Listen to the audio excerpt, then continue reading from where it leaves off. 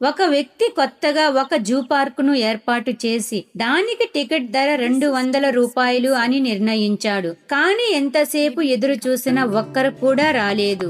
దాంతో ధరను 100 రూపాయలకు తగ్గించాడు. అయినా సరే ఎవరు అటువైపు చూడలేదు. పోనీలే అని టికెట్ రేటు 50 రూపాయలకు మార్చాడు. అప్పుడు కూడా జనం రాలేదు. చివరికి విసుగు చెందిన ఆ వ్యక్తి జూ ప్రవేశం పూర్తిగా ఉచితం అని బోర్డు పెట్టాడు. అంతే, ఆ మాట వినగానే జనం ఎగబడ్డారు. కాసేపట్లో జూ పార్కు అంతా జనంతో నిండిపోయింది. జనం అంతా లోపలికి వచ్చాక ఆ వ్యక్తి మెల్లగా వెళ్లి సింహం బోను తలుపులు తెరిచేశాడు. జనం భయంతో పరుగులు తీస్తుంటే మైక్ పట్టుకొని ఇలా ప్రకటించాడు: లోపలికి రావడం ఫ్రీయే, కానీ ప్రాణాలతో బయటకు వెళ్లాలంటే మాత్రం 1000 రూపాయల టికెట్ తీసుకోవాల్సిందే.